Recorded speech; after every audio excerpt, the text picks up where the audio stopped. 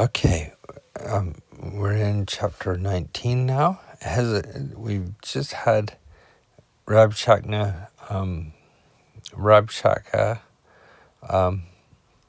give his speech and basically blaspheme God.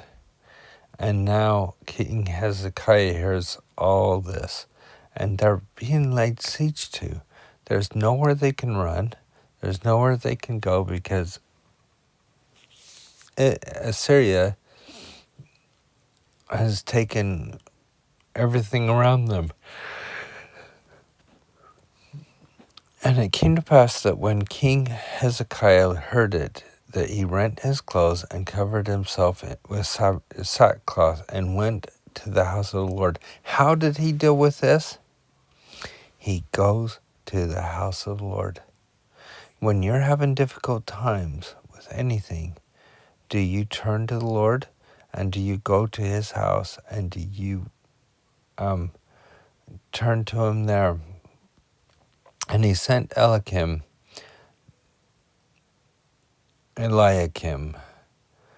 which was over the household, and Shebna the scribe, and the elders of the priests, covered with sackcloth, to Isaiah the prophet, the son of Amos. So we're going to have Isaiah here on our side. He turns to the temple. He turns to the prophet. He doesn't turn to other countries or anything else that he might think would help. He goes to the source that he knows can save them. And he has this faith that the Lord will save them for his own sake. And he wants to worship God. He wants everybody to know that it is God. And not because of Hezekiah himself, but because of God. And sometimes we think, well, if I do this thing, the Lord should bless me this way and so forth. Hezekiah's not doing that. He's saying, I will do this because it will glorify your name. This is a day of trouble and of rebuke and blasphemy, for the children are come to birth, and there is not strength to bring forth. It may be the Lord God will hear all the words of Rabshakeh, whom the king of Assyria, his master, hath sent to reproach the living God, and will reprove the words which the Lord God hath heard. Wherefore, lift up thy prayer for the remnant that are left. Again, notice, he's gone to the temple, he's gone to the prophet, and he's prayed to God. So the servants of King Hezekiah came to Isaiah, and Isaiah said unto them, Thus shall ye say to your master, Thus saith the Lord, Be not afraid of the words which thou hast heard, which the servants of King Assyria have blasphemed me. I love the fact that Isaiah just puts it straight. He's blasphemed me, and that's not right. Behold, I will send a blast upon him.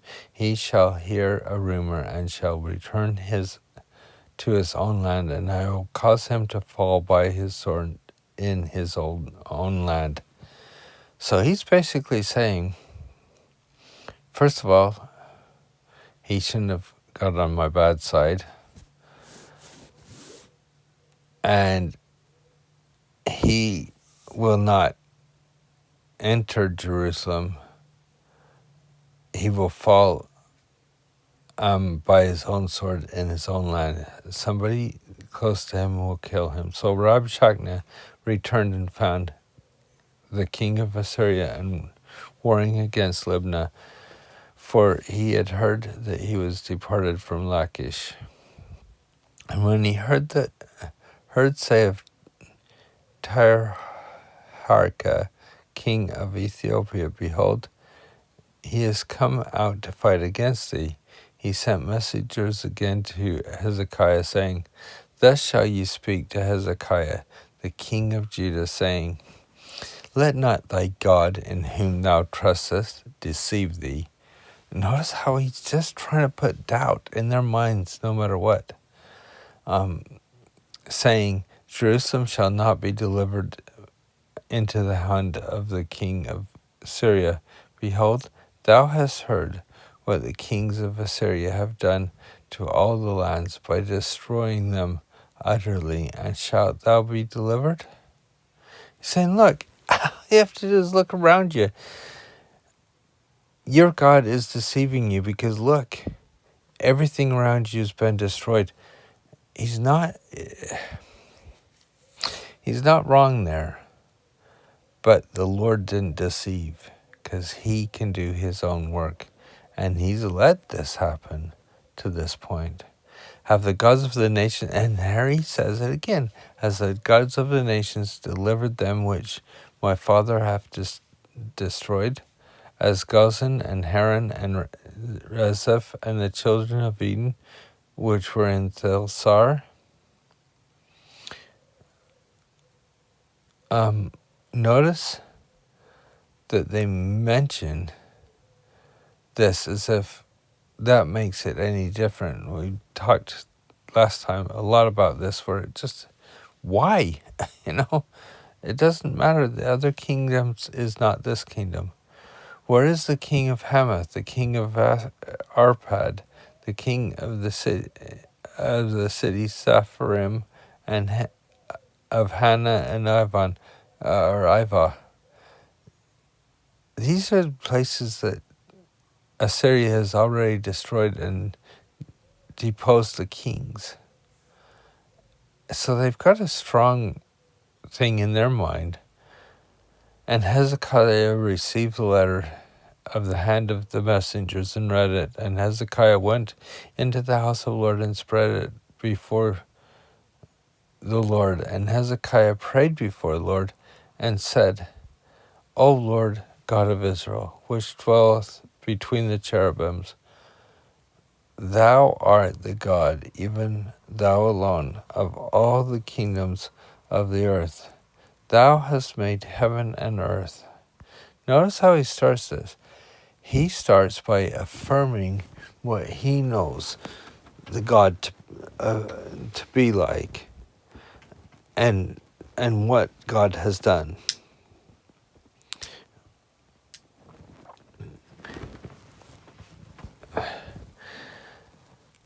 Lord, bow down thine ear and hear. Open, Lord, thine eyes and see and hear the words of Sennacherib, which he hath sent him to reproach the living God.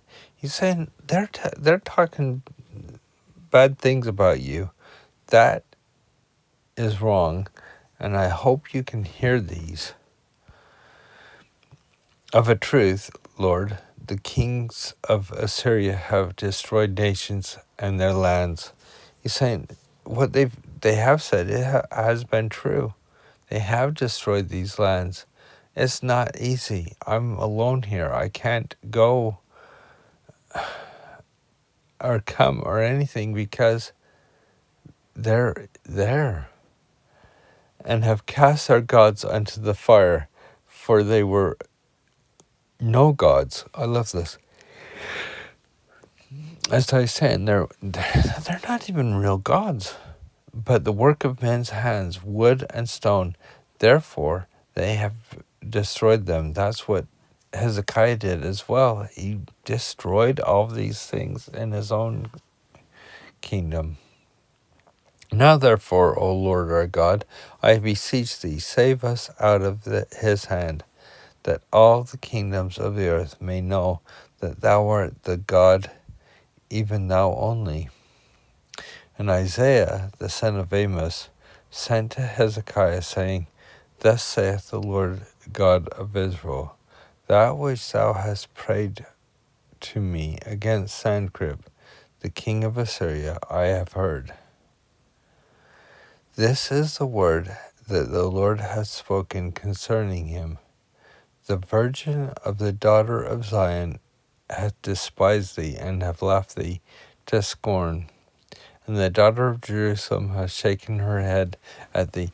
Basically, he's saying, you know what? You can say all you want, but you know what? Even our women are just going to laugh at you. What you've proposed is ridiculous in our eyes because we believe in the Lord. Whom hast thou reproached and blasphemed? Who did you actually talk about? You're not talking about some brazen serpent, or you're not talking about some false god here anymore. You're talking about the God of Israel. And against him hast thou exalted thy voice and lifted up thine eyes on high, even against the Holy One of Israel. By thy messengers thou hast reproached the Lord, and hast said, with the multitude of my chariots, notice the my and I come up to the height of the mountains, to the sides of Lebanon. I will cut down the tall cedar trees thereof, and the choice fir trees thereof, and I will enter into the lodgings of his borders, and into the forest of his Carmel. I have digged and drunk strange waters, and with the sole of my feet I have dried up all the rivers and besieged the places. Hast thou not heard long ago how I have done it? No, notice the difference. At least this is how I read this. He's saying, oh, you said all this stuff about, I did this, I did that, I did that. And the Lord then answers, and I think this is how it goes here. Hast thou not heard long ago how I have done it, and the ancient times I have formed it, and I have brought it to pass that thou shouldest be laid to waste fenced cities into ruinous heaps. He's saying, have I not given you the power to do this? So you got this power, but it was only through me. That's how I was reading it. If not, then it's just more of the king of Syria actually being even more grandiose. But in my mind, is the Lord saying, I'm the one that let you do these things. You should be bowing down to me anyway. Therefore, their inhabitants were of small power. They were dismayed and confounded. They were as the grass of the field, and as the green herb, as the grass of the housetops, and as the corn blasted before it grown up. Again,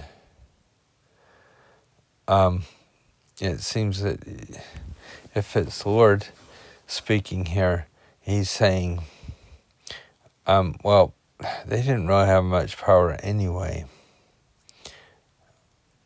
But I know thy abode, and thy going out, and thy coming in, and thy rage against me.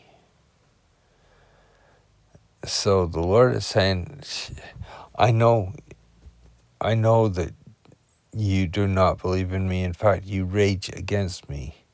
The things that you said are against me. Because of thy rage against me, and thy tumult is come up into mine ears. Therefore I will put my hook in thy nose, and my bridle in thy lips, and I will turn thee back by the way which thou comest. So here is the Lord saying, I'm going to drive you like a beast, basically.